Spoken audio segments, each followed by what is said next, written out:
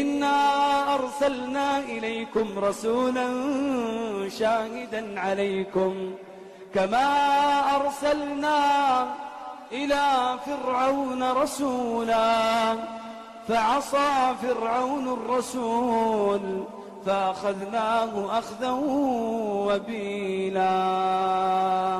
الحمد لله رب العالمين والصلاة والسلام على أشرف المرسلين محمد وعلى آله وأصحابه أجمعين ومن تبعهم بإحسان إلى يوم الدين. Рождение и 40 лет жизни Мухаммада, саллаллаху алейхи вассаляма, до начала пророчества. Лучший из посланников, алейхи салату вассалям, родился в квартале Хашимитов в Мекке утром в понедельник, в 9-й день месяца Раби'уль-Ауаль, в год слона. Когда мать родила его, она сразу же послала человека к его деду Абдуль-Мутталибу сообщить радостную весть о появлении внука. Обрадованный Абдуль-Мутталиб пришел, взял его и принес к Каабе, где обратился к Аллаху с мольбами и словами благодарности, после чего избрал для него не имевшее широкого распространения в их среде имя Мухаммад, что означает «хвалимый». После его матери, первой женщиной, которая кормила его своим молоком, стала вольноотпущенница Абу Лахаба по имени Сувейб, племени Бану Саад. Среди оседлых арабов было принято подбирать для своих детей кормилец из бедуинов.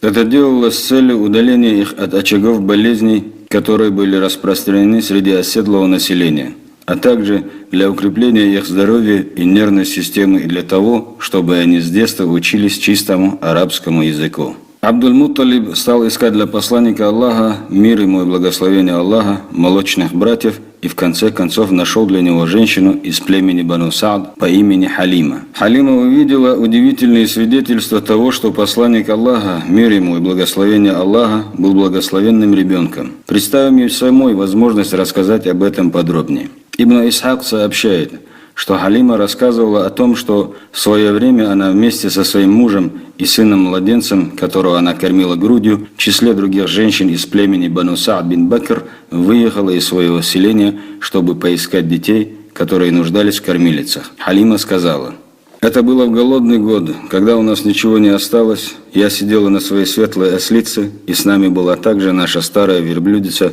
которая, клянусь Аллахом, не давала ни капли молока. Кроме того, по ночам мы не могли спать из-за нашего ребенка, плакавшего от голода, так как моего молока ему не хватало, а у нашей верблюдицы его вообще не было, и мы постоянно просили о дожде и облегчении. Я ехала на своей ослице, не сходя с нее. Другим же приходилось тяжело, так как они были слабы и страдали от голода. В конце концов мы добрались до Мекки и стали искать детей, которых нужно было кормить. Среди нас не было ни одной женщины, которая не отказалась бы от посланника Аллаха, мир ему и благословение Аллаха, когда ей предлагали его. И все женщины говорили, что он является сиротой. Причина была в том, что мы надеялись на вознаграждение от отца ребенка, и мы говорили: «Сирота, что могут сделать его мать и его дед, не желая брать его из-за этого?» Через некоторое время все приехавшие со мной женщины нашли себе питомцев, но мне так и не удалось сделать этого. А когда мы уже были готовы двинуться в обратный путь, я сказала своему мужу: «Клянусь Аллахом, я не хочу возвращаться без ребенка, единственной среди моих подруг. И клянусь Аллахом, я обязательно пойду к этому сироте и возьму его». Он сказал: «Не будет ничего дурного, если ты сделаешь это, и может быть Аллах благословит нас благодаря ему». После этого я пошла и взяла его, но сделала это лишь потому, что не нашлось никого другого. Забрав ребенка, я вернулась с ним к своим спутникам, а когда поднесла его к груди, оказалось, что молока там для него вполне достаточно, и он напился досыта, а вместе с ним досыта напился его молочный брат, после чего оба они заснули, тогда как до этого мы не могли спать из-за его крика. А потом мой муж подошел к нашей старой верблюдице, и оказалось, что у нее много молока. Он подоил ее, и мы напились в волю, а потом хорошо выспались. На утро мой муж сказал: «Клянусь Аллахом, о Халима, знай, что взяла ты благословенную душу». А я сказала ему в ответ: «Клянусь Аллахом, я очень на это надеюсь», после чего мы двинулись в путь.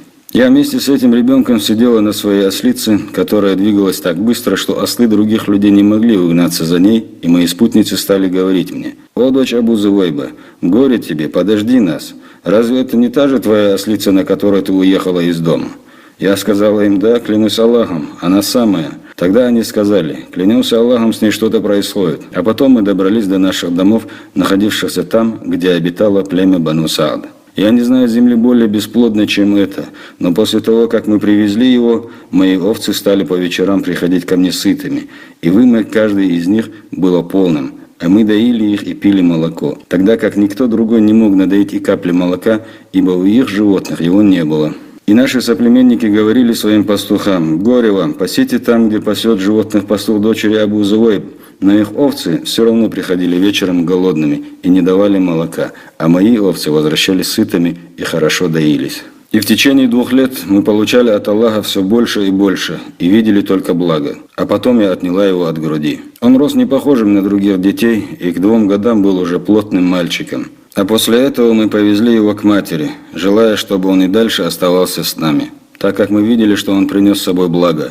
Мы поговорили с его матерью, и я сказала ей: «Может быть, ты оставишь у меня своего сына, пока он не подрастет, ибо я боюсь, что он заразится мекканской болезнью». И мы уговаривали ее до тех пор, пока она снова не отпустила его с нами. Так посланник Аллаха, мир ему и благословение Аллаха, остался в племени Бану Саад, а когда ему исполнилось 4 года или 5 лет, произошло событие, связанное с рассечением его груди.